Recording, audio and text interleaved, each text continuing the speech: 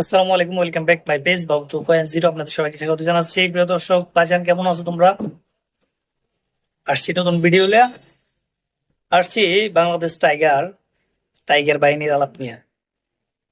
Bangladesh tiger আমাদের জাতীয় cricket দল। ইতিমধ্যে আমরা জিম্বাবুয়ের কাছে হেরে অলরেডি কমাইছিলাম, আইসিইউতে ছিলাম দীর্ঘ 2-1 মাস। তারপর পরে কিন্তু আমরা আবার কি করছি, সুস্থ হয়ে আবার কি করছি,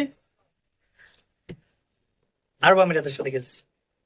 যেটা 1 বছর, প্রায় 2 বছর আগেও যুক্তরাষ্ট্রের সাথে আমরা একটা সিরিজ হারি T20। তখনই কিন্তু আমরা পঙ্গু হয়ে আছিলাম। এবারে যে এই অঘটনটা ঘটাইছে, ঐতিহাসিক যে রেকর্ডটা করছে, আসলে আমরা এটাই প্রাপ্য। তো এইবার তো মনে করেন ক্রিকেটের মৃত্যু ঘটাই দিচ্ছে, যেটা ব্রিটিশ খুবই অপমান বোধ করছে। ব্রিটিশরা যদিও ক্রিকেটে তারা জন্ম দিছে, কিন্তু ক্রিকেটের মৃত্যুটা বাংলাদেশি ঘটাইতেছে। এবং খুব শীঘ্রই পাকিস্তানের সাথে আমরা সিরিজটা হেরে দাফন কাফন করে দিব। আমরা সবাই জানাজার জন্য তৈরি হন, তারা জানা যায় আমরা শরিক হব।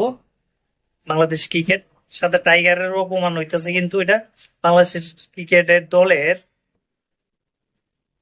যে নামটা টাইগার দিচ্ছে ভাই, এটা এটা মানে টাইগার একটা অপমান করে হইতেছে। আপনার কাছে ক্রিকেট বোর্ডের কাছে হাত জোর করে কই, আপনার কি যে টাইগার লোগো দিচ্ছেন, টাইগার নামটা দিচ্ছেন, এটা বাদ দেন। টাইগার আর টাইগার নাই, টাইগার এখন বিড়াল হয়ে গেছে। আমরা এটা লাগলে বিড়াল টিড়াল কোনো একটা আকৃতি, ব্যাং, কচ্ছপ, বিড়াল, এই টাইপের কিছু দেন। তাহলে কচ্ছপ দেন। বাংলাদেশ যেভাবে কচ্ছপের গতিতে ক্রিকেট খেলতেছে, আগাইতে পারতেছে না। অন্যান্য দেশগুলি যেখানে কি বলবো বুলেট ট্রেনের মতো আগাইতেছে, সেখানে আমরা কচ্ছপের মতো আছি। এখনো নাকি আমরা শিখতেছি। লিটনও দিনকে সাক্ষাৎকারে বলে আমরা এখনো শিখতেছি। এ ভাই, তোরা কি শিক্ষা? আচ্ছা বাজান, এই তোরা আর এই শিক্ষা সফরটা কবে শেষ হবে আমার করছে? বাংলাদেশি ফ্যানরা খুব তাড়াতাড়ি পর তোরা শিক্ষা সফরটা শেষ হইব বলে ওই ক্রিকেটটা ছেড়ে দে, ওই না শিক্ষা সফর ছেড়ে দে। শিক্ষা সফর, এই শিক্ষা আর ধরার নেই। আমরা ছোটবেলাতে দেখছি তোরা শিখতে আসো শিখতে আসো।